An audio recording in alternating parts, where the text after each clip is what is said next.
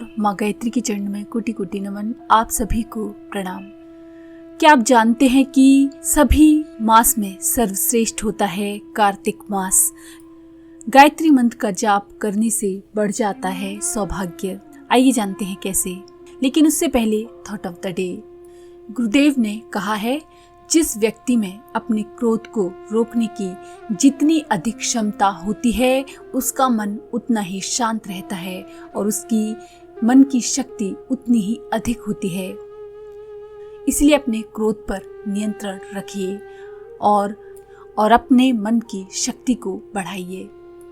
आइए अब जानते हैं कि कार्तिक मास का विशेष महत्व क्यों होता है और गायत्री मंत्र जपने से क्या लाभ प्राप्त होता है। कार्तिक मास को सभी मासों में सर्वश्रेष्ठ मास माना गया है। ये माह पापों का नाश कर सभी संकटों को दूर कर देता है। ये माह धन, सुख, समृद्धि, शांति एवं स्वास्थ्य प्रदान करता है। कार्तिक मास में भगवान शिव के पुत्र कार्तिकेय ने तारकासुर राक्षस का वध किया था, इसीलिए इस माह का नाम कार्तिक पड़ा। भगवान श्री हरि विष्णु और भगवान शिव को ये मास विशेष रूप से प्रिय है। इस कार्तिक मास में गायत्री मंत्र का जाप सौभाग्य में वृद्धि करता है। कार्तिक मास में पवित्र नदियों में स्नान करने का विशेष महत्व है। मान्यता है कि इस माह श्री हरि जल में ही निवास करते हैं। इस मास में दीपदान अवश्य करें। दीपदान करने से सभी तरह के संकट समाप्त होते हैं, कर्ज से भी मुक्ति मिलती है। इस मास में भूमि पर शयन करने से मन में सात्विकता का भाव आता है। समस्त रोग और विकार दूर हो जाते हैं। इस मास में यानी कार्तिक मास में तुलसी पूजा अवश्य करनी चाहिए। कार्तिक माह में उड़द, मूंग, मसूर, चना, मटर, राई आदि का सेवन नहीं करना चाहिए। कार्तिक मास में ब्रह्मचर्य का पालन अति आवश्यक है। इस माह में कम बोलें, किसी की निंदा या विवाद में न फंसें, मन पर संयम रखें, ना अधिक सोएं और ना अधिक जागें। इस मास में दान का बहुत अधिक महत्व है। कार्तिक मास में तुलसी एवं सूर्यदेव को जल अर्पित जरूर करना चाहिए। इस मास में रामायण, भगवत गीता का पाठ करना चाहिए। कार्तिक माह में तिल दान, नदी का स्नान, साधु पुरुषों का पूजन मोक्ष देने वाला कहा जाता है। कार्तिक मास में तुलसी के पौधे का दान भी दिया जाता है। इस मास में पशुओं को हरा चारा अवश्य खिलाएं। धर्म ग्रंथों में इस महीने का विशेष महत्व बताया गया है। वर्षा ऋतु के बाद इस मास से ठंड बढ़ने लगती है। शास्त्रों के अनुसार कार्तिक मास में सुबह जल्दी उठकर ध्यान करने से और गायत्री मंत्र का जाप करने से मन शांत रहता है और मानसिक तनाव दूर होता है। ये मास मंत्र जाप, ध्यान और खान पान की दृष्टि से काफी महत्वपूर्ण होता है। जाप के लिए गायत्री मंत्र सर्वश्रेष्ठ माना गया है। इस मंत्र से स्वास्थ्य के साथ ही धर्म लाभ भी प्राप्त किए जा सकते हैं। लेकिन मंत्र जाप करते समय इन बातों का आप ध्यान जरूर रखें। मंत्र जाप किसी शांत और साफ स्थान पर करें। सुबह जल्दी उठें और स्नान के बाद घर के मंदिर में गायत्री माता की मूर्ति या चित्र के सामने कुश के आसन पर बैठें।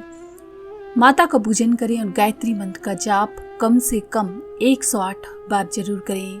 जप के लिए चंदन की या तुलसी की माला का उपयोग करें। इस मंत्र के जाप के लिए 3 समय बताए गए हैं। इन 3 समय को संध्या काल कहा जाता है।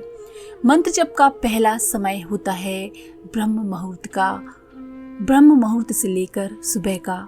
सूर्योदय से थोड़ी देर पहले मंत्र का जाप शुरू कर सकते हैं और सूर्योदय के बाद तक जाप करना चाहिए।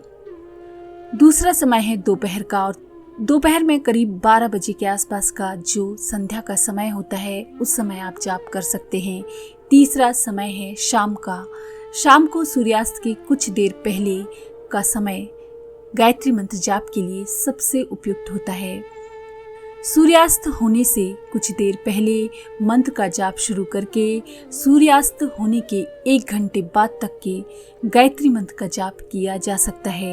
इन 3 समय के अतिरिक्त अगर जाप करना हो तो मौन रहकर मानसिक रूप से जप कर सकते हैं।